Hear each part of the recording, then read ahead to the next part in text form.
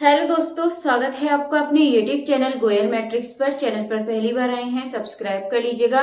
साथ ही bell icon को press जरूर करिएगा, जिससे नोटिफिकेशन आपके पास समय से पहुंच जाए। तो जैसा कि आपको पता है, नोट्स वाले जो क्वेश्चंस थे, तो मैंने अभी तक आपको 30 क्वेश्चंस करा दिए हैं अलजेब्रा के, एंड आज मैं 20 क्वेश्चंस कराने वाली हूँ। तो इस तरीके से टोटल आपके 50 क्वेश्चंस कंप्लीट हो जाएंगे, एंड इससे अलग 50 क्वेश्चंस मैं आपको और प्रोवाइड करा दूंगी, तो उसकी प्रैक्टिस आप लोग कर लीजिएगा। चलिए फिर स्टार्ट कर देते हैं।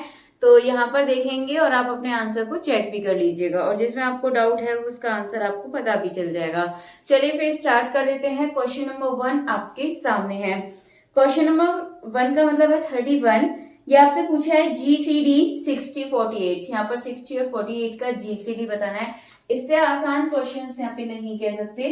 तो GCD पूछा है किसका, 60 एंड 48 का। तो यहाँ पर GCD बताना है। ऑप्शंस आपके सामने हैं। GCD का मतलब होता है हाईएस्ट कॉमन फैक्टर, यानी कि इन दोनों का एक तरीके से SCF समझ लीजिए GCD का मतलब। ठीक है, अब अच्छे से समझ आ जाएगा। 60 और 48 का ऐसा कॉमन फैक्टर, ठीक है, जो सबसे बड़ा हो। तो 60 और 48 ऐसा कौन है, 12 से ही 60 भी डिवाइड हो जाता है, 48 भी। तो एक सबसे कॉमन यहाँ पर फैक्टर है, जिसको हम बड़ा फैक्टर कह सकते हैं। अगर ऑप्शन देखें तो ऑप्शन नंबर बी बिल्कुल सही आंसर हो जाएगा। इसके बाद नेक्स्ट है आपका, if A congruence B mod M, then आपको यहाँ बताना है कौन सा सही होगा। अब एक चीज यहाँ पर देखिए, ए प्लस सी कॉन्ग्रुएंस बी प्लस सी मॉड एम, ये तो वैसे इसके आपको याद होनी चाहिए प्रॉपर्टी, बट एक बार फिर मैं बता देती हूँ। ए प्लस सी इस तरीके से रख के आप कर लीजिएगा और आपको आंसर मिल जाएगा। तो इसका मतलब क्या होता है कि ए प्लस सी और बी प्लस सी, इसको ए प्लस सी और आप माइनस में ले आइए बी प्लस सी, और जब आप इसको डिवाइड करेंगे एम से, ठीक है, तो यहाँ पे क्या होगा, ये सी जो है ब्रैकेट यहाँ पे ओपन करेंगे तो ये भी आपका माइनस हो जाएगा और ये कैंसिल आउट हो जाएगा।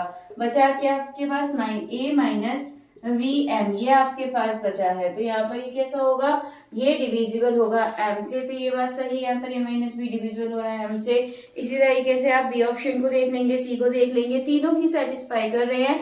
इसका मतलब जो इसका सही आंसर है ये हो जाएगा ऑप्शन नंबर डी। चलिए इसके बाद चलते हैं अगले क्वेश्चन की तरफ। नेक्स्ट है यूलर्स 5 फंक्शन, इसकी वैल्यू आपको बतानी है क्या होगी। तो यहाँ से एक क्वेश्चन आपको जरूर आपके एग्जाम में देखने के लिए मिलने वाला है। चलिए देखते क्वेश्चन क्या है। तो ये आपको दे रखा है और इसका यहाँ पर क्या बताना है, यूलर 5 फंक्शन बताना है किसके इक्वल होगा। इसके फैक्टर आपको पता है कितने होते हैं, 3 5 जा 15। अब यहाँ पे आप क्या करेंगे, 15 मल्टीप्लाई 1 में से माइनस करेंगे 1/3 को, 1 में से माइनस करेंगे 1/5 को। ठीक है, ऊपर 1 1 रखना जरूरी है, बस नीचे आपको रखने होते हैं जो उसके फैक्टर आए हैं। पावर से यहाँ पे कोई मतलब नहीं होता है। तो इसके बाद 15 मल्टीप्लाई, तो यहाँ कितना बचेगा आप देखेंगे 2/3, एंड ये बचेगा 4/5। इसके बाद 3 5 जा 15 कैंसिल हो गया और बचा आपका 2 4 जा 8। सही आंसर आपको मिल चुका है। यदि आप देखें तो ऑप्शन नंबर ए 8 इसका बिल्कुल सही आंसर हो जाएगा। इसके बाद चलते हैं नेक्स्ट क्वेश्चन नंबर 34 की तरफ। क्वेश्चन नंबर 34 देखिए क्या कहता है, if P is prime then आपको यहाँ बताना है कि ये कैसा होगा। अगर p प्राइम है तो आपको p स्क्वायर बताना होगा कि किस तरीके से होगा, p -1 या फिर p स्क्वायर -1 या फिर p स्क्वायर माइनस p या फिर p -1। यदि आप देखें एक तरीके से तो जो ऑप्शन नंबर ए है वो भी कहीं ना कहीं ऑप्शन नंबर सी की तरह है। बट चलिए इसको कुछ बातें जान लेते हैं, इसके बारे में आपको कंफ्यूज नहीं होना है। तो ये आपका पाई p स्क्वायर, इसका आपको बताना है। तो यदि हम इसका देखें यहाँ पर, तो आपको पता है यहाँ पर ये प्राइम है, तो इसके लिए p माइनस यहाँ पर होता है p से एक कम पावर यानी कि 1। तो यहाँ पर हमने क्या किया है, 2 रख के देखा था मैंने, तो ये p स्क्वायर माइनस p1 ये आपका यहाँ पर बना है। तो एक तरीके से आप यहाँ पर बोल सकते हैं, या तो आप इसको इस तरीके से भी लिख सकते हैं या फिर आपको इस तरीके से ही लिखे रहने देना चाहिए। अगर आप ऑप्शन यहाँ पर देखेंगे तो ऑप्शन नंबर ए और सी यहाँ पर दोनों ठीक हो रहे हैं, बट हम सी को मान लेते हैं, आप ए भी कर सकते हैं। ठीक है, 2 ऑप्शन इसमें ठीक है, तो ऑप्शन नंबर सी इसका बिल्कुल सही आंसर हो जाएगा। इसके बाद चलते हैं नेक्स्ट क्वेश्चन की तरफ। नेक्स्ट है according to Fermat's little theorem. According to Fermat's little theorem बताना है कि ए की power p -1 congruence 1 mod p, ठीक है, या फिर सेकंड सी एंड डी। आपके पास 4 ऑप्शंस हैं। तो अगर आप चारों में देखेंगे तो जो ऑप्शन नंबर ए है ये बिल्कुल सही आंसर हो जाएगा, यानी कि 1 की power p-1 congruence 1 mod p, यहाँ पर ये बिल्कुल सही आंसर है। चलिए इसके बाद चलते हैं नेक्स्ट क्वेश्चन की तरफ, यानी कि क्वेश्चन नंबर 36। क्वेश्चन नंबर 36 है Chinese remainder theorem is applicable when modulo are. Chinese remainder theorem कब एप्लीकेबल होता है? जब मॉडुलो कैसा होता है? कोप्राइम। तो आपको सीधे सीधे आंसर स्टेटमेंट आपको ध्यान रखना है, ऑप्शंस आपके सामने हैं। तो जिसका ऑप्शन नंबर बी है कोप्राइम, इसका बिल्कुल सही आंसर हो जाएगा। इसके बाद चलते हैं अगले क्वेश्चन की तरफ। नेक्स्ट है क्वेश्चन नंबर 37। 5-1 का आपको बताना है क्या होगा। देखिए 5-1 यहाँ पर आपको इसमें भी कंफ्यूजन क्रिएट होगा। देखिए यहाँ पर वैसे तो आपका ये 5-1 है, तो यहाँ पर आप अगर इस तरीके से करेंगे कि इसका 1 फैक्टर आया है 1 मल्टीप्लाई 1/1, इस तरीके से यदि आप करेंगे तो यहाँ पर ये तरीका गलत हो जाएगा, क्योंकि 1 है ये, तो 1 के लिए तो खुद एक 1 तो होना ही चाहिए, इसलिए आप इसका डायरेक्ट आंसर 1 का 1 ही लगाएंगे। इतना आपको ध्यान रखना है, 0 नहीं होगा। यदि आप ऑप्शन देखें तो ऑप्शन नंबर ए 1 इसका बिल्कुल सही आंसर हो जाएगा। चलिए इसके बाद चलते हैं आगे अगले क्वेश्चन की तरफ, यानी कि क्वेश्चन नंबर 38 की तरफ।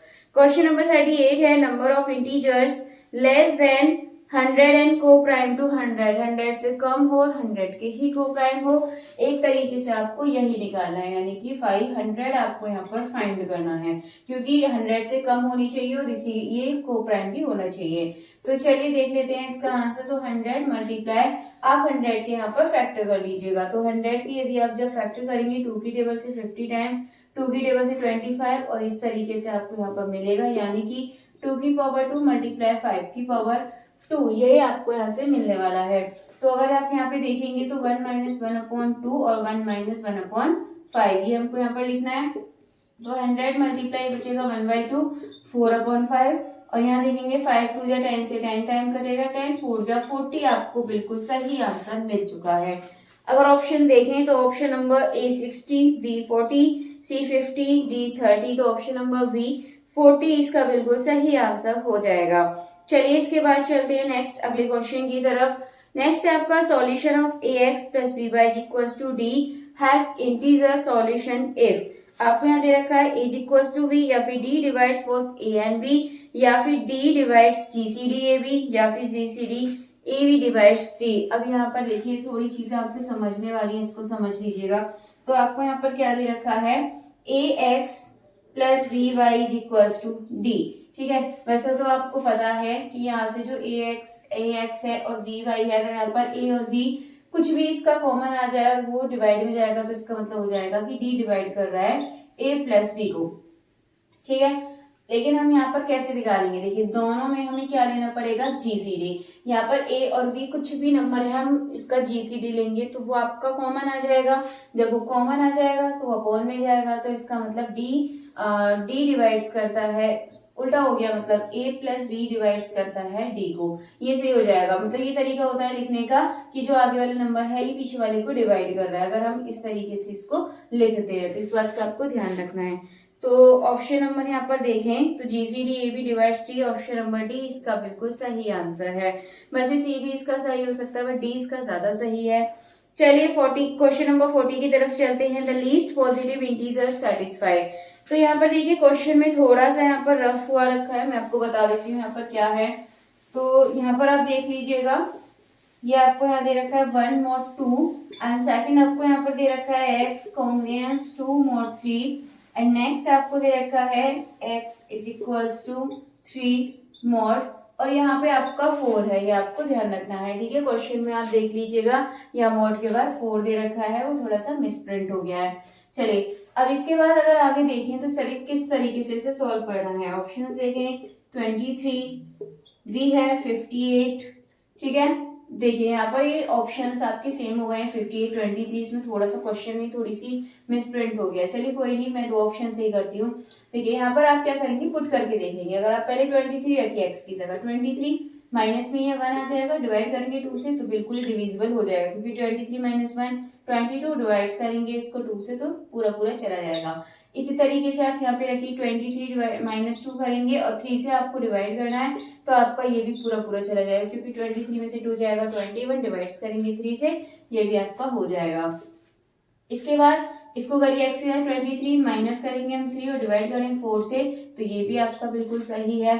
तो इस हिसाब से 23 वाला ऑप्शन सही है, यानी कि ए एंड डी दोनों में 23 है, दोनों ही इसके ऑप्शन सही है। तो ऑप्शन नंबर ए 23 इसका बिल्कुल सही आंसर हो जाएगा। चलिए आगे चलते हैं नेक्स्ट क्वेश्चन, यानी कि क्वेश्चन नंबर 41 की तरफ। क्वेश्चन नंबर 41 है, a matrix is in row echelon form if 0 rows on top, या फिर leading entries go right in each row, या फिर ऑल एंटायर्स नॉन जीरो, या फिर नॉन लीडिंग वन एज। तो इसका जो सही आंसर हो जाएगा option number B, leading entries go right in each row, यानी कि ऑप्शन नंबर बी इसका बिल्कुल सही आंसर हो जाएगा। इसके बाद चलते हैं नेक्स्ट क्वेश्चन की तरफ, नेक्स्ट यानी कि question number 42, rank of matrix equal, जो रैंक है मैट्रिक्स की वो किसकी इक्वल होती है, नंबर ऑफ रोज, या फिर नंबर ऑफ कॉलम्स, या फिर नंबर ऑफ नॉन जीरो रो, या फिर डिटरमिनेंट। तो आपको पता है कि यहाँ पर जो है किसके इक्वल होती है, रैंक जितनी भी आपकी नॉन जीरो रो होती है। तो जो ऑप्शन नंबर सी है, नंबर ऑफ नॉन जीरो रो, ये इसका बिल्कुल सही आंसर हो जाएगा।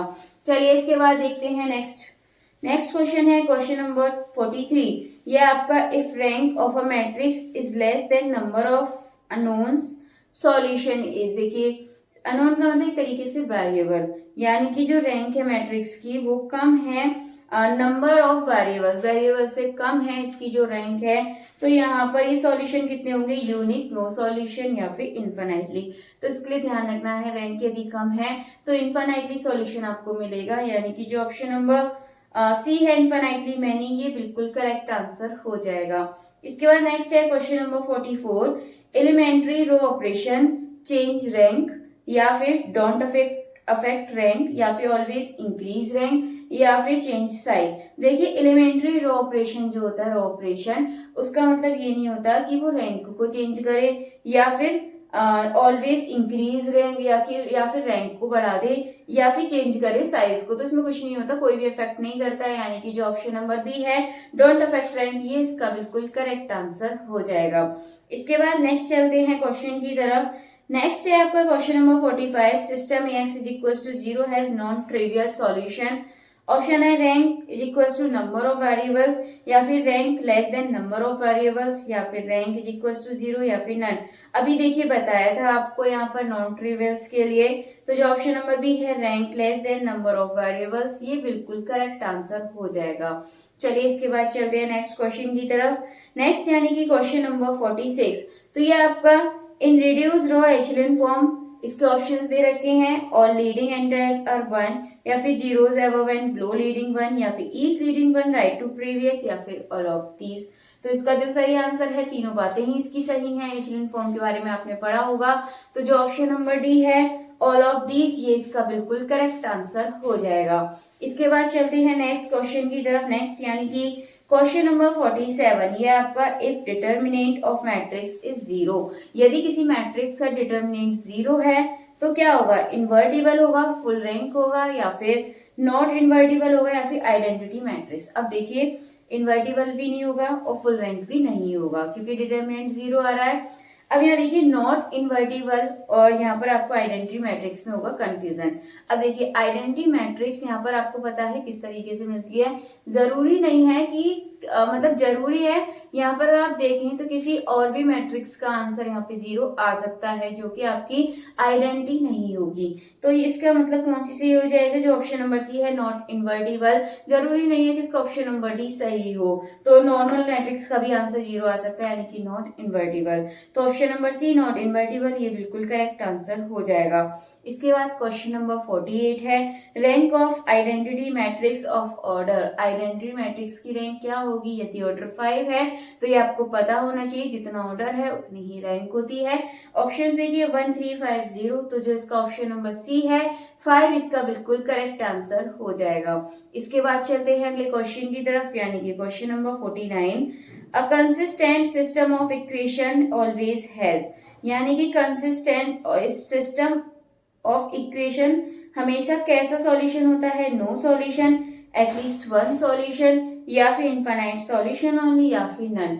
अब इसका जो सही आंसर है आप लोगों को कमेंट करके बताना होगा कि इसका सही आंसर क्या है। जिसका भी सही आंसर होगा मैं उनके कमेंट को पिन कर दूंगी, तो आप लोग सभी देख लीजिएगा कि सही आंसर क्या होगा। चलिए क्वेश्चन नंबर 50 देखते हैं, if two rows are identical rank, यदि दोनों ही रो के पास आइडेंटिकल रैंक है तो वो कैसी होंगी, इंक्रीज, डिक्रीज, बिकम जीरो या फिर रिमेन सेम। तो इसका जो ऑप्शन नंबर बी है डिक्रीज, इसका बिल्कुल करेक्ट आंसर हो जाएगा। चलिए आज के टोटल 50 क्वेश्चंस आपके हो चुके हैं, यानी कि आज 20 कराए थे और अभी तक 3 दिन के मिलाकर 50 क्वेश्चंस आपके हो चुके हैं। कल दूसरा यहाँ पर टॉपिक लेके चलने वाले हैं और इसके 50 क्वेश्चंस मैं आपको और प्रोवाइड करा दूंगी जो कि आपके इसी की तरह रहने वाले हैं, तो उनसे आप प्रैक्टिस कर लीजिएगा। चलिए फिलहाल आज की वीडियो को यहीं फिनिश करते हैं, हम मिलते हैं हमारी नेक्स्ट वीडियो में आगे की क्वेश्चंस के साथ। तब तक के लिए आप ज्यादा से ज्यादा वीडियो को लाइक, कमेंट, शेयर कर दीजिएगा।